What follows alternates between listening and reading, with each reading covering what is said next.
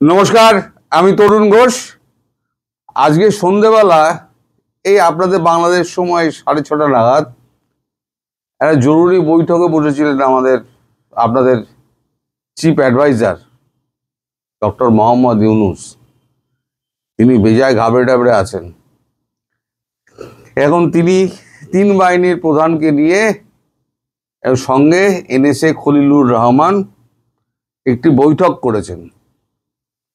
এই হচ্ছে তার ছবি, ওই বৈঠকের ছবি। তিন বাহিনীর প্রধান এবং ওই কোণে দেখুন খলিলুর রহমান, উনি বসে আছেন আমাদের মোহাম্মদ ইউনুসের পাশে। এই তিন বাহিনীর প্রধানের সঙ্গে যে মিটিংটা হয়, সেই মিটিংটায় পুরো খবর জানা যায়নি, আমি এখনো জানতে পারিনি। যেটুকু জানতে পেরেছি সেটা হলো যে ইউএস স্টেট ডিপার্টমেন্ট এবং আপনার সামরিক বিভাগ পেন্টাগন দু জায়গা থেকে মোহাম্মদ ইউনুসের কাছে একই রকম বার্তা দুটো জায়গা থেকে এসছে যে কোনো সময় যা কিছু ঘটতে পারে, সুতরাং সাবধান হন। এখন কোথা দিয়ে কি ঘটবে না ঘটবে তা আমি জানি না। এই খবরটা পাওয়ার পর আজকে শুনলাম ঢাকায় প্রচণ্ড ঝড় বৃষ্টি হচ্ছে, তার মধ্যে তিন বাহিনীর প্রধানকে এবং খলিলুরকে উনি ডেকে পাঠান। তার আগে ওনার তো জ্বর হয়েছে, উনি সহ 8 জন উপদেষ্টার নাকি জ্বর চলে এসছে। না, 3 জন উপদেষ্টা আর বাকি সব প্রেস মিডিয়ার প্রেস উইংয়ের সমস্ত যারা আছে তাদের নাকি জ্বর চলে এসছে। হয়তো হতে পারে, মানে সিজন চেঞ্জের জ্বর, বৃষ্টিতে ভিজে জ্বর, ভয়ে জ্বর, অনেক কিছুই হয়। যা হোক, একটা জ্বর টর এসছে, শরীর খারাপ। উনি সমস্ত মিটিং আজকে ক্যান্সেল করে দিয়েছিলেন, কিন্তু সন্ধ্যেবেলা তড়িঘড়ি করে এই 4 জনকে ডেকে পাঠান। ডেকে পাঠিয়ে এই বার্তাটি দেন যে আমাদের সাবধান হতে হবে।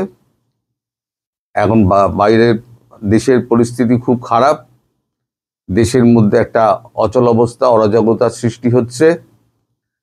এছাড়া পার্শ্ববর্তী রাষ্ট্র থেকে একটা প্রচণ্ড প্রেশার আছে, আমাদেরও কিছু দোষ আছে, আমরাও কিছু অযৌক্তিক এবং খারাপ মন্তব্য আমরা করেছি।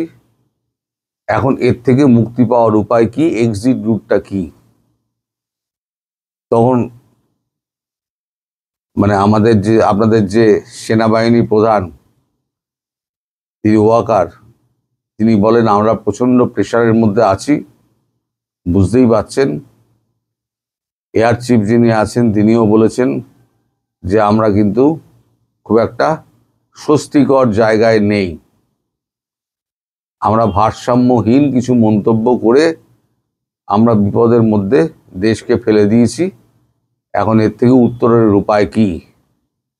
সে উত্তরণের উপায় খোঁজার জন্য কোনো এক্সিট রুট কিভাবে ঠিক করা যায়, মানে এই খারাপ অবস্থা থেকে সেটা নিজেরা বার করার জন্য এই মিটিংটা ওনারা ডেকেছিলেন। বাইরে যদিও বলা হয়েছে এই সামনে ভোটে সমস্ত ওই সৈন্যবাহিনী কোথায় কোথায় সমস্ত নিয়োগ করা হবে এবং এই সমস্ত, আরে ভোটই তো ডিক্লেয়ার হলো না, এখন সৈন্যবাহিনী মোতায়েনের কি গল্প শোনাচ্ছেন?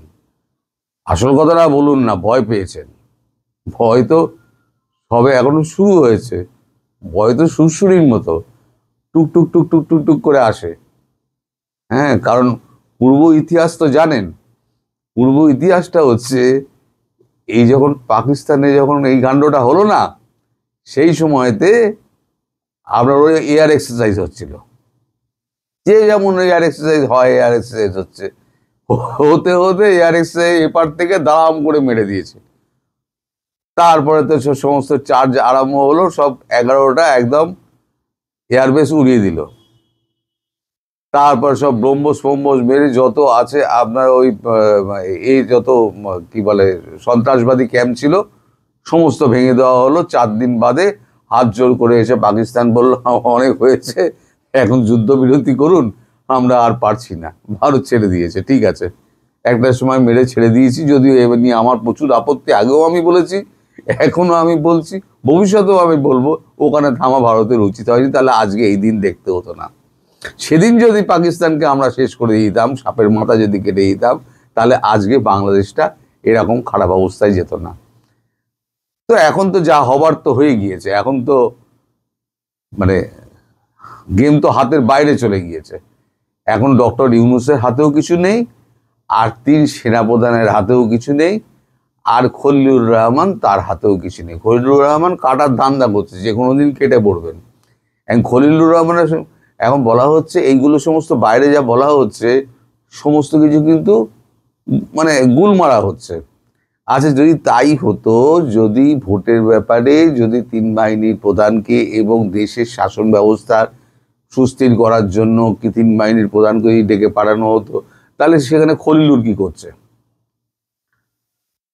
আন্তর্জাতিক রাষ্ট্রগুলো আমাদের দেশের বিরুদ্ধে গিয়েছে এবং পার্শ্ববর্তী দেশ আমাদের চেপে ধরেছে, এটা হচ্ছে আসল ব্যাপার। তার জন্যই খলিলুরকে ডেকে পাঠানো হয়েছে। এবং এই জ্বর অবস্থাতেই ডক্টর মোহাম্মদ ইউনূসকে এই মিটিংটা করতে হয়েছে। মিটিংটা হয়েছে টোটাল 17 মিনিটের।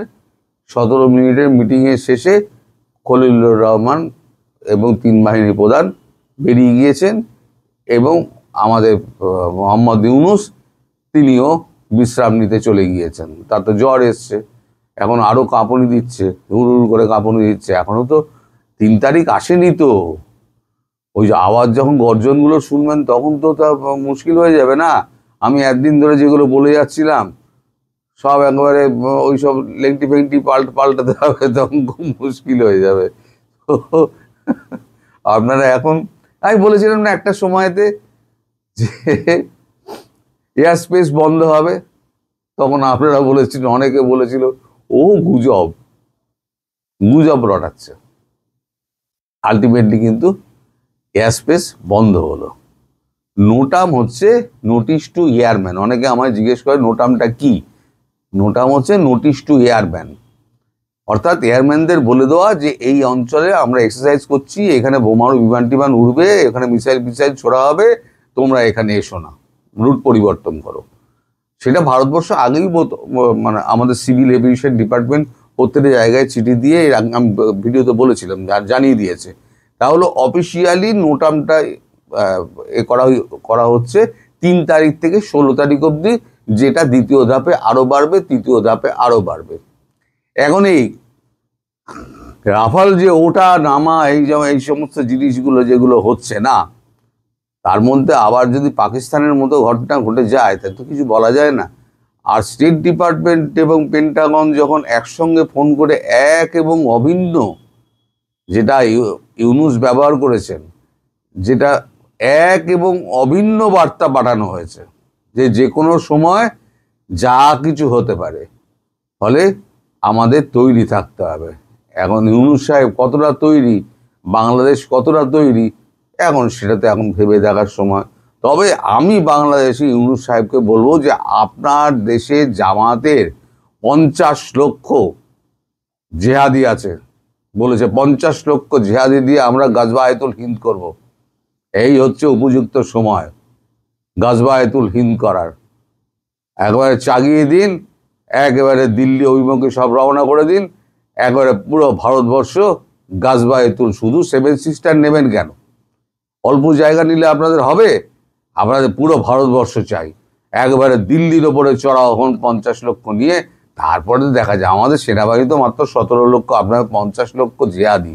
বাপরে বাপ, হয়তো আমরা ঠকঠক করে কাঁপছি। আমার তো ওই ইউনূস সাহেবের মতো আমারও জ্বর চলে আসবে আর একটু বাদে। ঘটনা প্রবাহ আরও বাড়বে, আরও অনেক কিছু নাটক হবে। সবে তো নাটকের শুরু। এবারে যখন রাফালের আওয়াজ, যখন বোম, এগুলো সনিক বোমগুলো যখন ছাড়বে না, সনিক বুম, হ্যাঁ, বাম বাম করে, ওই সনিক বুমেই অনেকের পেন্টলুন ভিজে যাবে কোনি। তো সবাই ভালো থাকবেন, সুস্থ থাকবেন এবং সাবধানে থাকবেন। কালকে আবার দেখা হবে। নমস্কার।